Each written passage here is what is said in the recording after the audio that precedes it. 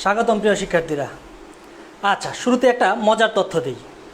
তোমরা কি জানো একজন মানুষের মুখে যত সংখ্যক ব্যাকটেরিয়া থাকে তা পৃথিবীর মোট জনসংখ্যার চাইতেও বেশি?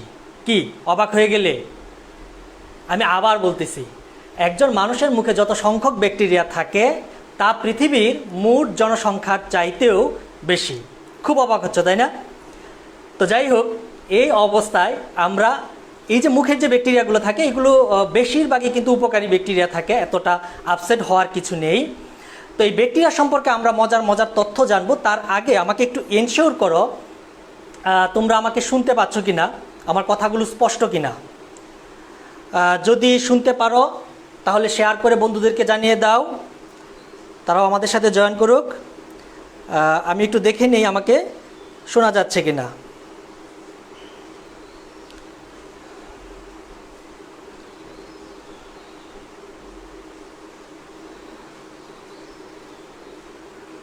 ওকে, শুরুতেই যেহেতু ব্যাকটেরিয়া নিয়ে কথা হচ্ছিল, তার মানে আজকে আমাদের আলোচনার বিষয়ই হবে কি ব্যাকটেরিয়া নিয়ে। তো বলতেছিলাম ব্যাকটেরিয়া সম্পর্কে মজার কিছু তথ্য আর একটু জেনে নিই আমরা। যেমন তোমার হাতে এই মুহূর্তে যেই মোবাইল ফোনটি আছে, সেই মোবাইল ফোনে তার মধ্যে ব্যাকটেরিয়া থাকার সম্ভাবনা কতটুকু একটু জেনে নিই আমরা। কোনো একটা টয়লেটের সিটে যত সংখ্যক ব্যাকটেরিয়া থাকে তার চাইতে 18 গুণ বেশি ব্যাকটেরিয়া কিন্তু তোমার মোবাইল ফোনটিতে রয়েছে।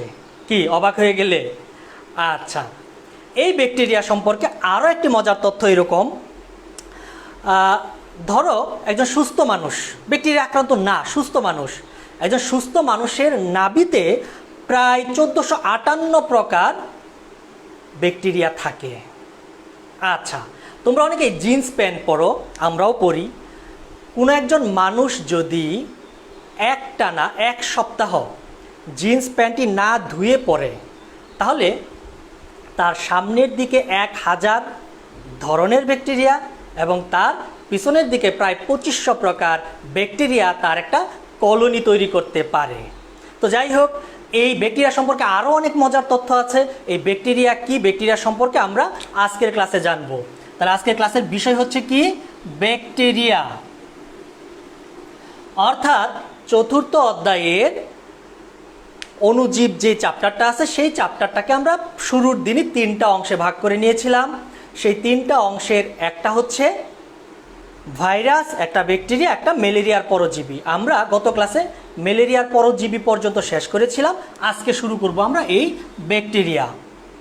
খেয়াল করো, এই ব্যাকটেরিয়া শব্দটি মূলত ব্যাকটেরিয়ন শব্দ থেকে আগত। বানানটা খেয়াল করবে, ব্যাকটেরিয়ন শব্দ থেকে আগত। এই ব্যাকটেরিয়ন শব্দের অর্থ হচ্ছে স্মল রড, বা যাকে আমরা বাংলায় বলতে পারি ক্ষুদ্র দণ্ড। খেয়াল করো, তাহলে ব্যাকটেরিয়া শব্দটির উৎপত্তি কোথা থেকে? ব্যাকটেরিয়া শব্দটির উৎপত্তি হচ্ছে ব্যাকটেরিয়ন শব্দ থেকে।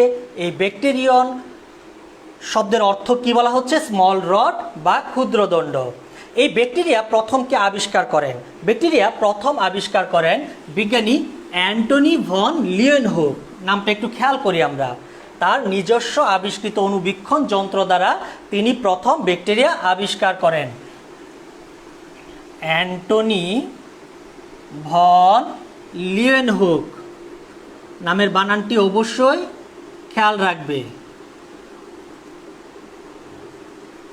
তিনি প্রথম ব্যাকটেরিয়া আবিষ্কার করেন, সেটা করেন তিনি 1675 খ্রিস্টাব্দে। তাহলে প্রথম ব্যাকটেরিয়া আবিষ্কার করেন কে? বিজ্ঞানী অ্যান্টনি ভন লিয়েনহুক 1675 খ্রিস্টাব্দে। কিন্তু এই ব্যাকটেরিয়ার নামকরণটা কিন্তু আরও পরে হয়, সেটা হয় 1829 খ্রিস্টাব্দে। বিজ্ঞানী এরেনবার্গ তিনি প্রথম ব্যাকটেরিয়া নামকরণ করেন। তাহলে একটু খেয়াল করো তো, 1675 খ্রিস্টাব্দে ব্যাকটেরিয়া আবিষ্কৃত হয় আর সেই ব্যাকটেরিয়ার নামকরণ হয় 1829 খ্রিস্টাব্দে। নামকরণ করেন এরেনবার্গ। প্রশ্ন থেকে যায়, তাহলে এতদিন এই ব্যাকটেরিয়াকে কি নামে ডাকা হতো? যেমন ধরো নবজাতক একটা সন্তান, তো তার নাম দেওয়ার আগ পর্যন্ত কিন্তু আমরা তাকে বাবু নামে ডাকি, তাই না? যদিও বর্তমানে বাবুর নানাবিধ ব্যবহার আমরা দেখতে পাই। যাই হোক, এই যে তাকে বাবু নামে ডাকি, তার মানে ব্যাকটেরিয়াকে তার জন্মের পরে 1675 খ্রিস্টাব্দে আবিষ্কার হয়, আবিষ্কারের পর থেকে নামকরণ হয় 1829 খ্রিস্টাব্দে। তার মধ্যবর্তী সময়ে তাকে কি নামে ডাকা হতো? তাকে ডাকা হতো এনিম্যাল কুল নামে। খেয়াল করো, এনিম্যাল কুল নামে, যার অর্থ হচ্ছে ক্ষুদ্র প্রাণী। এই নামটা প্রদান করেন বিজ্ঞানী অ্যান্টনি ভন লিয়েনহুক। তাহলে এতক্ষণ যে কথাগুলো বললাম আবার একটু খেয়াল করো। প্রথমে কি বললাম? এই ব্যাকটেরিয়া শব্দটি এসেছে ব্যাকটেরিয়ন শব্দ থেকে, বানানটা খেয়াল রাখবা। ব্যাকটেরিয়াতে সি, আর অপরদিকে ব্যাকটেরিয়ন শব্দটার মধ্যে কিন্তু কে ব্যবহার করা হয়েছে। এই ব্যাকটেরিয়ন শব্দের অর্থ হচ্ছে স্মল রড বা ক্ষুদ্রদণ্ড। আবিষ্কার করেন বিজ্ঞানী অ্যান্টনি ভন লিয়েনহুক 1675 খ্রিস্টাব্দে। এর নামকরণ করেন বিজ্ঞানী এরেনবার্গ। কত সালে? সেটা হচ্ছে 1829 খ্রিস্টাব্দে। যখন তাকে আবিষ্কার করা হয় তাকে ডাকা হতো এনিম্যাল কুল নামে, যার বাংলা অর্থ দাঁড়ায় ক্ষুদ্র প্রাণী। ওকে, এই ব্যাকটেরিয়া নিয়ে সবচেয়ে বেশি গবেষণা করেন যেই বিজ্ঞানী, তিনি লুই পাস্তুর। নামটা শুনছি কিন্তু আমরা, তাই না?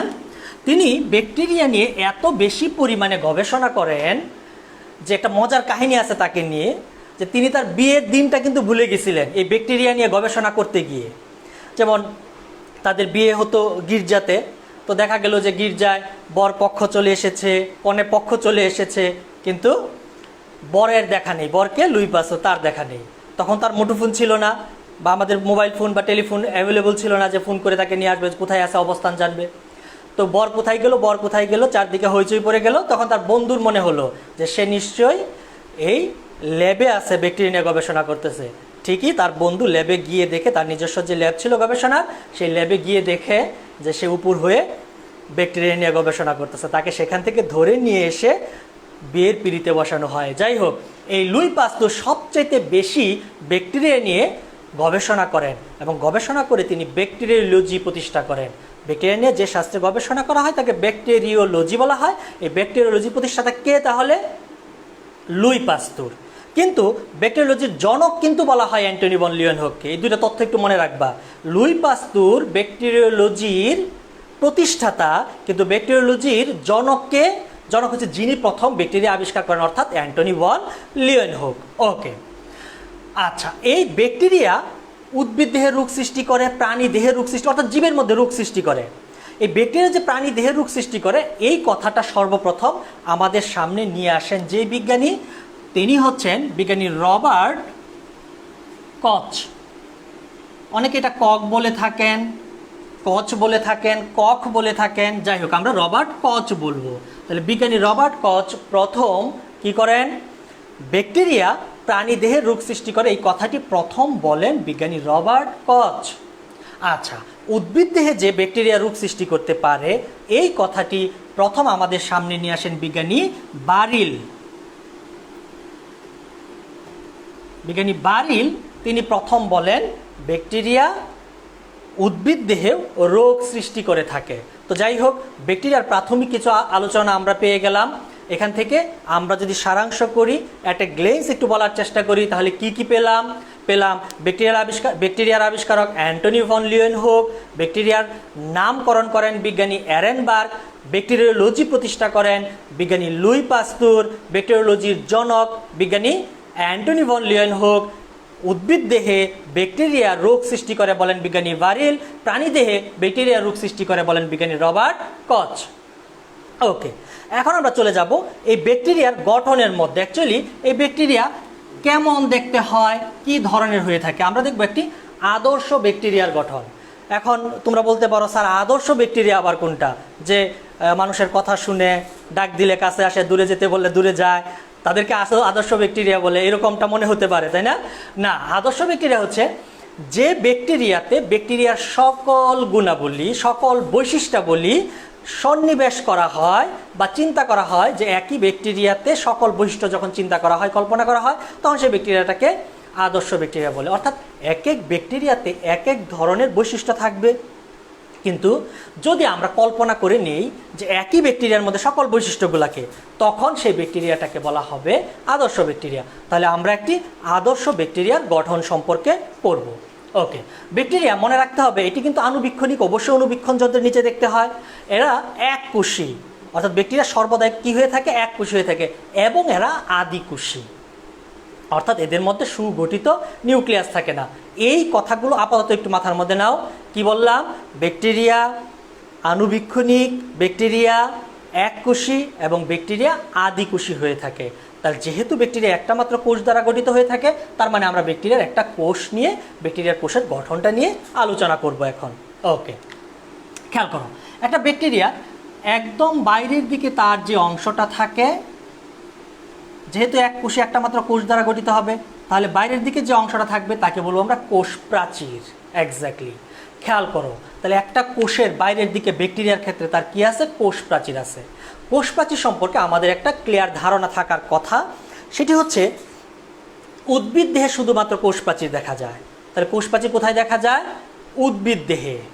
ওকে, এখন আসো ব্যাকটেরিয়াতেও কি দেখা যাচ্ছে? কোষ প্রাচীর দেখা যাচ্ছে। তাহলে উদ্ভিদ কোষ এবং ব্যাকটেরিয়ার কোষ, এই দুই ধরনের কোষের মধ্যে একটা মিল পেয়ে গেলাম। উদ্ভিদ কোষেও ব্যাকটেরিয়া বিদ্যমান, আর ব্যাকটেরিয়ার কোষেও উদ্ভিদ কোষেও কোষ প্রাচীর বিদ্যমান, ব্যাকটেরিয়ার কোষেও কোষ প্রাচীর বিদ্যমান, একটা মিল পেয়ে গেলাম। ওকে, তাহলে উদ্ভিদ কোষের প্রধান গাঠনিক উপাদান যেন কি? আমি যদি তোমাদেরকে জিজ্ঞেস করি, তাহলে তোমরা এক বাক্যে বলে ফেলবে যে উদ্ভিদ কোষের প্রধান রাসায়নিক উপাদান হচ্ছে কি? সেলুলোজ।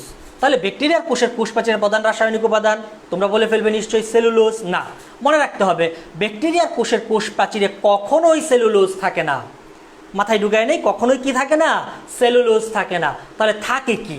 ব্যাকটেরিয়ার কোষ প্রাচীরের প্রধান রাসায়নিক উপাদান হচ্ছে পেপটাইডোগ্লাইকান। পেপটাইডোগ্লাইকান। তোমরা নিশ্চয়ই লেখা বুঝতে পারতেছো কিনা একটু কমেন্টে জানাও। পেপটাইডোগ্লাইকান হচ্ছে ব্যাকটেরিয়ার কোষ প্রাচীরের প্রধান রাসায়নিক উপাদান। সহজ করে আমরা যেটাকে মিউকোপেপটাইডও বলতে পারি। আচ্ছা, ব্যাকটেরিয়ার কোষ প্রাচীরে এই পেপটাইডোগ্লাইকান ছাড়াও আরও কিছু রাসায়নিক উপাদান দেখা যায়। সেখানে মুরামিক অ্যাসিড দেখা যায়, সেখানে অল্প পরিমাণে টিকুইক অ্যাসিড দেখা যায়। তাহলে তোমাকে যদি প্রশ্ন করা হয় ব্যাকটেরিয়ার কোষ প্রাচীরের রাসায়নিক উপাদান কি, তাহলে রাসায়নিক উপাদান পেয়ে গেলাম পেপটাইডোগ্লাইকান, রাসায়নিক উপাদান পেয়ে গেলাম মুরামিক অ্যাসিড, রাসায়নিক উপাদান পেয়ে গেলাম টিকুইক অ্যাসিড। তাহলে প্রধান রাসায়নিক উপাদান কোনটি? অবশ্যই প্রধান রাসায়নিক উপাদান হচ্ছে পেপটাইডোগ্লাইকান। তাহলে আমরা ব্যাকটেরিয়ার কোষ প্রাচীরের রাসায়নিক উপাদান সম্পর্কে জানলাম। এবার আসো, ব্যাকটেরিয়ার কোষ প্রাচীরের আরেকটা বিষয় হচ্ছে এই ব্যাকটেরিয়াটা যদি হয় গ্রাম পজিটিভ ব্যাকটেরিয়া, তাহলে তার পুরুত্বটা বেশি থাকে। আর এটা যদি হয় গ্রাম নেগেটিভ ব্যাকটেরিয়া, তাহলে তার পুরুত্বটা কম থাকে। একটু দ্বিধাদ্বন্দ্বে পড়ে গেলা যে গ্রাম পজিটিভ ব্যাকটেরিয়া কোনটা, আবার গ্রাম নেগেটিভ ব্যাকটেরিয়া কোনটা। আমি এখন তোমাদেরকে বোঝাবো কোনটাকে গ্রাম পজিটিভ ব্যাকটেরিয়া বলা হচ্ছে আর কোন ধরনের ব্যাকটেরিয়াকে গ্রাম নেগেটিভ ব্যাকটেরিয়া বলা হচ্ছে। খুব মনোযোগ দাও। আমরা যখন শুরুতেই বললাম যে ব্যাকটেরিয়া আণুবীক্ষণিক, দ্যাট মিন্স ব্যাকটেরিয়াকে অণুবীক্ষণ যন্ত্রের নিচে দেখতে হয়। কোনো আণুবীক্ষণিক বস্তুকে যখন আমরা কোনো অণুবীক্ষণ যন্ত্রের নিচে দেখার চেষ্টা করি, তখন তাকে রঞ্জিত করে নিই। তোমরা যারা প্র্যাকটিক্যাল করার সুযোগ পেয়েছো তারা হয়তোবা যখন আমরা মূলের প্রস্থচ্ছেদ দেখলাম তখন সেটাকে স্যাফারিন দ্বারা রঞ্জিত করে তারপরে কিন্তু অণুবীক্ষণ যন্ত্রের নিচে দেখেছি। তো কোনো আণুবীক্ষণিক বস্তুকে তাকে ভালোভাবে পর্যবেক্ষণ করার জন্য তাকে রঞ্জিত করে নেওয়া হয়। তো ব্যাকটেরিয়াকে রঞ্জিত করার পদ্ধতিটা হচ্ছে এরকম। প্রথমে তাকে ক্রিস্টাল ভায়োলেট এবং আয়োডিন দ্রবণ দ্বারা রঞ্জিত করা হয়। দুটো উপাদানের কথা বললাম, ক্রিস্টাল ভায়োলেট, আমি একটু লিখে দিচ্ছি, খেয়াল করো, ক্রিস্টাল ভায়োলেট এবং আয়োডিন দ্রবণ দ্বারা রঞ্জিত করা হয়। রঞ্জিত করে এটাকে আবার অ্যালকোহল দ্বারা ধৌত করে নেওয়া হয়। ধৌত করে যদি অণুবীক্ষণ যন্ত্রের নিচে পর্যবেক্ষণ করা হয়, সেখানে যদি দেখা যায় ক্রিস্টাল ভায়োলেটের বর্ণ কী হবে, ভায়োলেট বলতেছি বেগুনি বর্ণ হবে। এই বেগুনি বর্ণটা যে সমস্ত ব্যাকটেরিয়াগুলো ধারণ করতে পারে তাদেরকে বলা হয় গ্রাম পজিটিভ ব্যাকটেরিয়া।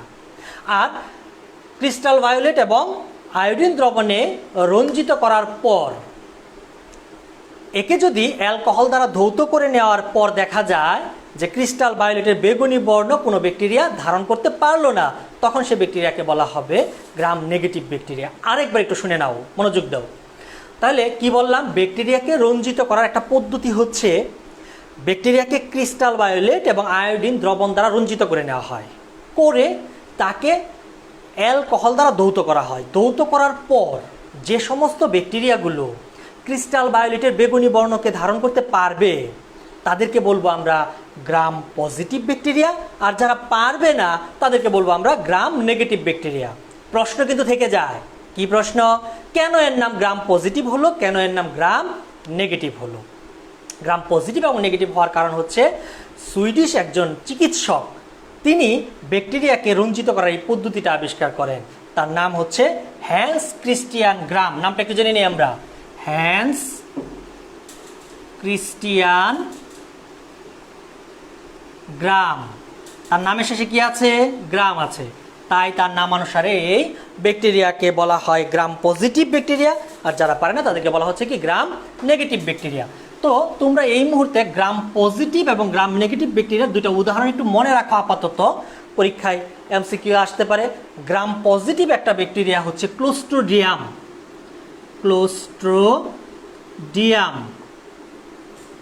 আর গ্রাম নেগেটিভ একটা ব্যাকটেরিয়া হচ্ছে ইকোলি ব্যাকটেরিয়া, অনেকে ইকোলাই ব্যাকটেরিয়াও বলে থাকেন, যাই হোক যেটার পূর্ণরূপ হচ্ছে এস্চেরিচিয়া কোলি। এই ইকোলি বা ইকোলাই ব্যাকটেরিয়া এটা হচ্ছে একটা গ্রাম নেগেটিভ ব্যাকটেরিয়া। এই সম্পর্কে আমরা পরবর্তীতে আরও জানবো। তো আপাতত আবার চলে যাই, আমরা পড়তেছিলাম একটি আদর্শ ব্যাকটেরিয়ার গঠন সম্পর্কে। তো আদর্শ ব্যাকটেরিয়ার গঠনের মধ্যে কি পেলাম বলো দেখি। আমরা প্রথমেই বললাম যে বাইরের দিকের যে প্রাচীরটা থাকে সেটা হচ্ছে তার কোষ প্রাচীর। এই কোষ প্রাচীরের প্রধান রাসায়নিক উপাদান পেলাম আমরা পেপটাইড ও গ্লাইকান, এছাড়া মুরামিক অ্যাসিড, টিকুইক অ্যাসিড থাকে। এর পুরুত্বের কথা বলতে গিয়ে আমি বলেছি গ্রাম পজিটিভ ব্যাকটেরিয়ার ক্ষেত্রে এর পুরুত্বটা বেশি হয়, সেটা হয় 20 থেকে 25 ন্যানোমিটার। তাহলে গ্রাম পজিটিভ ব্যাকটেরিয়ার কোষ প্রাচীরের পুরুত্ব বেশি এবং কতটুকু, 20 থেকে 25 ন্যানোমিটার। আর গ্রাম নেগেটিভ ব্যাকটেরিয়ার পুরুত্ব 10 থেকে 15 ন্যানোমিটার। আচ্ছা, এই ব্যাকটেরিয়ার কোষ প্রাচীরের মধ্যে স্থানে স্থানে 1 ন্যানোমিটার ব্যাস বিশিষ্ট কতগুলো ছিদ্র দেখা যায়। এই হচ্ছে ব্যাকটেরিয়ার কোষ প্রাচীর সম্পর্কিত আলোচনা। আশা করি ক্লিয়ার হয়ে গেছে। এখন আমি পরবর্তী অংশটুকুতে যাব। কোনো ব্যাকটেরিয়াতে তার এই কোষ প্রাচীরের বাইরের দিকে একটা স্তর থাকে, সেই স্তরটা কার্বোহাইড্রেটের একটা স্তর থাকে, পলিস্যাকারাইড দ্বারা গঠিত একটা জটিল কার্বোহাইড্রেট একটা স্তর দেখতে পাওয়া যায়। অর্থাৎ আমি যদি এরকম করে তোমাদেরকে দেখাই, সব ব্যাকটেরিয়াতে কিন্তু নয়, আমি আবার বলতেছি, তাহলে কোন ব্যাকটেরিয়া, কিন্তু কোনো ব্যাকটেরিয়ার কথা বলতেছি যে কোনো ব্যাকটেরিয়াতে তার কোষ প্রাচীরের বাইরের দিকে একটি কি বিদ্যমান, জটিল কার্বোহাইড্রেট একটি স্তর বিদ্যমান। জটিল কার্বোহাইড্রেটের এই স্তরটি এটা শক্তও হতে পারে, এই স্তরটি কিন্তু আবার নরমও হতে পারে। তাহলে জটিল কার্বোহাইড্রেট দ্বারা গঠিত যে স্তরটি আমরা দেখতে পাই কোষ প্রাচীরের বাইরের দিকে, এটি যদি শক্ত হয়, এই শক্ত প্রাচীরটাকে বলা হয় ক্যাপসুল। আর এটা যদি নরম হয় তখন তাকে বলে স্লাইম স্তর বা স্লাইম লেয়ার। তাহলে আমরা আরেকটা বিষয় পেয়ে গেলাম, ব্যাকটেরিয়ার কোষ প্রাচীরের বাইরের দিকে জটিল কার্বোহাইড্রেট দ্বারা গঠিত একটি স্তর বিদ্যমান। এই স্তরটা শক্ত হলে তাকে বলা হচ্ছে ক্যাপসুল, স্তরটা যদি কি হয়, নরম হয়, তখন তাকে বলা হচ্ছে স্লাইম স্তর বা স্লাইম লেয়ার। এবার চলে আসি আমরা এই কোষ প্রাচীরের ভিতরের দিকে আরও একটা ঝিল্লি পর্দা দেখা যায়, সেটাকে প্লাজমা মেমব্রেন বা কোষ ঝিল্লি, ব্যাকটেরিয়ার কোষ ঝিল্লি আমরা বলতে পারি। তাহলে এই যথারীতি কোষ প্রাচীরের ভিতরের দিকে লিপিড এবং প্রোটিনের সমন্বয়ে গঠিত একটা ঝিল্লি দেখতে পারবো, একটা পর্দা দেখতে পারবো, তাকে আমরা প্লাজমা মেমব্রেন বা কোষ ঝিল্লি বলবো। ব্যাকটেরিয়ার কোষ ঝিল্লির ক্ষেত্রে কোনো ব্যাকটেরিয়ার কোষ ঝিল্লির ক্ষেত্রে কোষ ঝিল্লিটা এরকম ভিতরের দিকে এরকম একটু বাজ হয়ে থাকে। এই বাজ হওয়া অংশটাকে মেসোজোম বলে। তাহলে আমরা আরেকটা শব্দ পেয়ে গেলাম, কি বলো? মেসোজোম। তাহলে মেসোজোম কাকে বলতেছি? ব্যাকটেরিয়ার কোষ প্রাচীরের কোষ ঝিল্লির কোনো একটা অংশ ভিতরের দিকে কি হয়ে যায়? ভাঁজ হয়ে যায়। এই ভাঁজ হওয়া অংশটুকুকে বলা হচ্ছে মেসোজোম। বিজ্ঞানীদের ধারণা এই মেসোজোম ব্যাকটেরিয়ার কোষের বিভাজনে সহায়তা করে, এবং কেউ কেউ বলেছেন যে এই মেসোজোমটি ব্যাকটেরিয়ার শ্বসনে সহায়তা করে। তাহলে মেসোজোমের কাজ কি? দুটা কাজ পেয়ে গেলাম। একটা হচ্ছে ব্যাকটেরিয়ার কোষ বিভাজনে সহায়তা করা, আর একটা কাজ কি পেয়ে গেলাম? ব্যাকটেরিয়ার শ্বসনে সহায়তা করা। ওকে, এবার আমরা চলে যাব ব্যাকটেরিয়া। এরা যেহেতু আদিকোষী, সুতরাং তার মধ্যে সুগঠিত নিউক্লিয়াস থাকবে না। যদি সুগঠিত নিউক্লিয়াস না থাকে তাহলে তার মধ্যে নিউক্লিয় বস্তু তো থাকবে, জেনেটিক বস্তু থাকবে। তার মধ্যে যে জেনেটিক বস্তু থাকে সেটা শুধুমাত্র ডিএনএ থাকে, পেঁচানো সূত্রাকার একটা ডিএনএ সাইটোপ্লাজমে নগ্ন অবস্থায় থাকে। এই সূত্রাকার পেঁচানো ডিএনএটাকে বলা হয় ক্রোমোজোমাল ডিএনএ। তাহলে একটু খেয়াল করো, আমরা যেটা পেয়ে গেলাম, ব্যাকটেরিয়াতে কি দেখা যায়? তার মধ্যে কোনো সুগঠিত নিউক্লিয়াস থাকে না, তাহলে নিউক্লিয় বস্তু হিসেবে থাকে ডিএনএ। এই পেঁচানো ডিএনএটাকে বলা হচ্ছে ক্রোমোজোমাল ডিএনএ। ক্রোমোজোমাল ডিএনএ এর আরও কিছু নাম আছে। একে নিউক্লিওয়েড বলা হয়, একে জেনোফোরও বলা হয়, একে প্রোক্রোমোজোমও বলা হয়। এই নামগুলো একটু মনে রাখবে। তাহলে ব্যাকটেরিয়াতে এই মূল ক্রোমোজোম ব্যতীত, অর্থাৎ ক্রোমোজোমাল ডিএনএ ব্যতীত আরও একটি ক্ষুদ্র চক্রাকার ডিএনএ পাওয়া যায়। তাহলে কোনো ব্যাকটেরিয়াতে কি দেখা যাচ্ছে? মূল ডিএনএ তো আছেই। মূল ডিএনএকে কি বলতেছি আমরা? Chromosomal DNA. এই ক্রোমোজোমাল ডিএনএ ব্যতীত আরও একটি ক্ষুদ্র চক্রাকার ডিএনএ থাকে। এই ক্ষুদ্র চক্রাকার ডিএনএটাকে বলা হয় প্লাজমিড। এই শব্দটা আমরা সামনে বহুবার ব্যবহার করতে দেখব। তাহলে প্লাজমিড সম্পর্কে একটু জেনে নিই। আপাতত কি জানলাম? প্লাজমিড হচ্ছে এটাও এক প্রকার ডিএনএ। কেমন ডিএনএ? ক্ষুদ্র চক্রাকার ডিএনএ। অর্থাৎ কোনো ব্যাকটেরিয়াতে মূল ডিএনএ ব্যতীত যে ক্ষুদ্র চক্রাকার ডিএনএ থাকবে তাকে বলা হবে কি? প্লাজমিড। এই প্লাজমিড সম্পর্কে আমরা যখন একাদশ অধ্যায় জীব প্রযুক্তি সম্পর্কে পড়ব তখন এর নানাবিধ ব্যবহারও দেখব। এই চ্যাপ্টারও প্লাজমিড সম্পর্কে আমরা সামনের ক্লাসগুলোতে পেয়ে যাব আরও কিছু বিষয়। ওকে, এই হচ্ছে ব্যাকটেরিয়ার কোষপ্রাচীরের আমরা জেনেটিক বস্তু নিয়ে কথা বললাম। ব্যাকটেরিয়ার চলন অঙ্গ হিসাবে একটা সূত্রাকার অঙ্গ থাকে, যেটা চলন অঙ্গ হিসেবে ব্যবহার করে, তাকে ফ্লাজেলা বলে। তাহলে ব্যাকটেরিয়াতে সূত্রাকার, সূক্ষ্ম সূত্রাকার এরকম কিছু অঙ্গ উপাঙ্গ দেখা যায়। এইগুলাকে কি বলা হচ্ছে? ফ্লাজেলা। তাহলে ফ্লাজেলা কি হিসেবে কাজ করে বললাম? চলন অঙ্গ হিসেবে কাজ করে। এই ফ্লাজেলাটা ফ্লাজেলিন নামক এক প্রকার প্রোটিন দ্বারা গঠিত। তাহলে বলো দেখি, ফ্লাজেলা কি দ্বারা গঠিত? ফ্লাজেলা ফ্লাজেলিন নামক এক প্রকার প্রোটিন দ্বারা গঠিত। এখানে একটু খেয়াল রাখবা, ফ্লাজেলাটা উৎপন্ন হয় কোষ ঝিল্লি যেটা আছে ব্যাকটেরিয়ার, প্লাজমা মেমব্রেন যেটা আছে সেই প্লাজমা মেমব্রেনের ঠিক নিচে সাইটোপ্লাজম থেকে, অর্থাৎ প্লাজমা মেমব্রেন থেকে নিচে, অর্থাৎ কোষের সাইটোপ্লাজম থেকে এই ফ্লাজেলাগুলো উৎপন্ন হয়। তাহলে ফ্লাজেলা উৎপন্ন হচ্ছে কোথা থেকে? কোষ ঝিল্লির ভিতরের দিকে, অর্থাৎ সাইটোপ্লাজম থেকে কি উৎপন্ন হয়? এই ফ্লাজেলাগুলো উৎপন্ন হয়। মাথায় থাকবে নিশ্চয়ই।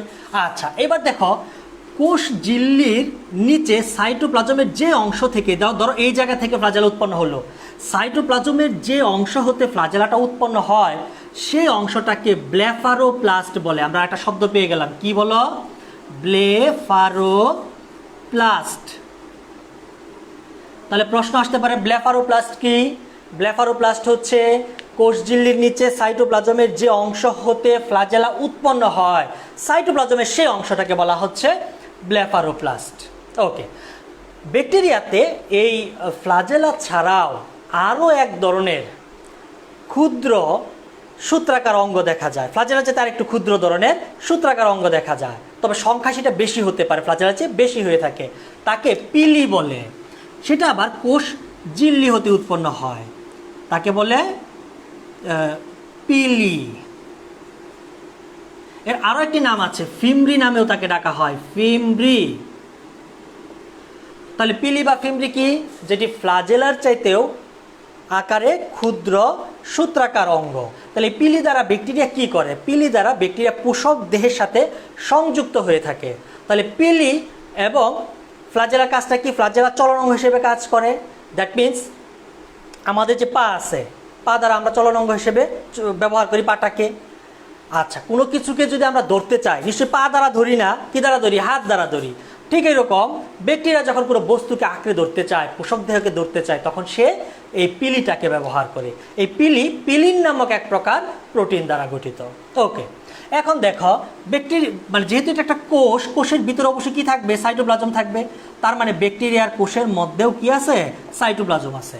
এই সাইটোপ্লাজমে বিভিন্ন বস্তু থাকে, যেমন ব্যাকটেরিয়া আদিকোষী। আমরা আদিকোষের একটা বৈশিষ্ট্য জানি যে আদিকোষের মধ্যে রাইবোজোম ব্যতীত অন্যান্য সকল ক্ষুদ্রাঙ্গ অনুপস্থিত। দ্যাট মিন্স ব্যাকটেরিয়ার মধ্যে আমরা কি পাবো? রাইবোজোম পাবো, অন্যান্য ক্ষুদ্রাঙ্গগুলো থাকবে না। তাহলে ব্যাকটেরিয়ার মধ্যে আমরা যে ক্ষুদ্রাঙ্গ পাই সেটা কি? রাইবোজোম। তাহলে ব্যাকটেরিয়ার সাইটোপ্লাজমের মধ্যে আমরা স্থানে স্থানে রাইবোজোম দেখতে পারবো। ব্যাকটেরিয়াতে যে রাইবোজোম থাকে সেটি 70S প্রকৃতির রাইবোজোম। এই রাইবোজোম 70S বা প্রকৃত কোষে থাকে 80S। এই 70S এবং 80S কি, এটা আমরা প্রথম অধ্যায়ে কিন্তু পড়েছি। এই S দ্বারা কি বোঝায় বা কেন 70S কেন 80S বলা হয়। ওকে, তাহলে ব্যাকটেরিয়াতে কি পেয়ে গেলাম? আর একটা সাইটোপ্লাজমের মধ্যে রাইবোজোম পেয়ে গেলাম। রাইবোজোমটা কি ধরনের রাইবোজোম? রাইবোজোমটা হচ্ছে 70S প্রকৃতির রাইবোজোম। ওকে, এখন খেয়াল করো, এছাড়াও এতে ভলিউটিন দেখা যায়, ক্ষুদ্র ক্ষুদ্র কোষ গহ্বর দেখা যায়। ঠিক আছে, তো মূল উপাদানগুলো আমরা কিন্তু আলোচনা করে ফেলেছি। অ্যাট এ গ্লেন্স একটা ব্যাকটেরিয়ার আদর্শ ব্যাকটেরিয়ার গঠন যদি আমি বলি, একবারে তোমরা একটু চিন্তা করো, ব্যাকটেরিয়ার বাইরের দিকে আছে কি? কোষ প্রাচীর। কোষ প্রাচীর সম্পর্কে আমরা আলোচনা করলাম। কোষ প্রাচীরের বাইরের দিকে আছে কি? ক্যাপসুল, শক্ত স্তর যদি হয়, আর নরম হলে সেটাকে স্লাইম স্তর বলা হচ্ছে। তারপরে কি আছে? কোষ প্রাচীরের ভিতরের দিকে কি আছে? কোষ ঝিল্লি। কোষ ঝিল্লির বাহ্য অংশটাকে কি বলা হচ্ছে? মেসোজোম। যেহেতু আদি কোষ, তাই তাতে নিউক্লিয় বস্তু হিসেবে কি থাকে? নগ্ন ডিএনএ দেখতে পাই, তাকে ক্রোমোজোমাল ডিএনএ বলা হচ্ছে। ক্রোমোজোমাল ডিএনএ ব্যতীত একটা ক্ষুদ্র চক্রাকার ডিএনএ আছে, তাকে বলছে কি আমরা? প্লাজমিড। আমরা তাতে রাইবোজোম দেখতে পাই, তাতে ভলিউটিন দেখতে পাই, তাতে ক্ষুদ্র ক্ষুদ্র কোষ গহ্বর দেখতে পাই। ওকে, তাহলে আমরা একটি আদর্শ ব্যাকটেরিয়ার গঠন সম্পর্কে জানতে পারলাম। ওকে, এখন দেখো এই ব্যাকটেরিয়ার জনন পদ্ধতি সম্পর্কে আমরা আলোচনা করব। ব্যাকটেরিয়া কিভাবে তার সংখ্যা বৃদ্ধি করে, ব্যাকটেরিয়া কিভাবে তার বংশ বৃদ্ধি করে। সুন্দর একটি বিষয়, আলোচনার বিষয় আর কি। তো তার আগে একটু খেয়াল করো তো, শুরুতেই তোমাদেরকে ব্যাকটেরিয়া সম্পর্কে মজার যে তথ্যটা দিছিলাম, একদম শুরুটা নিশ্চয়ই তোমাদের মনে আছে। কি যেন বলছিলাম? যে একজন মানুষের মুখে যে পরিমাণ ব্যাকটেরিয়া আছে তা পৃথিবীর মোট জনসংখ্যার চাইতেও কি বলছি? বেশি পরিমাণে। সুতরাং আমরা এই ব্যাকটেরিয়াগুলো যেন আমার কাছ থেকে আর কারো কাছে না যায়, আর কারো কাছ থেকে আমার মধ্যে না আসে, এই অবস্থায় আমরা সেই ব্যবস্থাটাই করে রাখবো। এখন দেখো ব্যাকটেরিয়ার জনন সম্পর্কে যখন বললাম, ব্যাকটেরিয়াতে কিন্তু 3 ধরনের জনন পদ্ধতি দেখা যায়। তার একটা হচ্ছে অঙ্গজ জনন, তার একটা হচ্ছে অযৌন জনন, আর একটা হচ্ছে যৌন জনন। খুবই ক্ষুদ্র একটা অণুজীব, যেটাকে খালি চোখে দেখা যায় না, এমন একটা অণুজীব, সেও কি করে? বংশ বৃদ্ধি করে। তাহলে কি কি প্রক্রিয়া বংশবৃদ্ধি করে? তার 3 ধরনের বংশবৃদ্ধির প্রক্রিয়া আছে। একটা কি বললাম? তার অঙ্গজ জনন আছে, তার অযৌন জনন আছে, এবং তার রয়েছে যৌন জনন। যদিও তার মধ্যে আদর্শ যৌন জনন অনুপস্থিত, আদর্শ যৌন জননটা দেখা যায় না। তো এই যৌন জননের, এই জননের মাধ্যমে, এই প্রক্রিয়ার মাধ্যমে ব্যাকটেরিয়াগুলো কিভাবে বংশবৃদ্ধি করে, কি প্রক্রিয়ায় তারা জনন প্রক্রিয়া সম্পন্ন করে, তা সম্পর্কে জানতে হলে তোমাদেরকে আগামী ক্লাসে, আগামী মঙ্গলবার ঠিক 3টায় আমার সাথে যুক্ত হতে হবে। আজকে এই পর্যন্তই। ধন্যবাদ সবাইকে।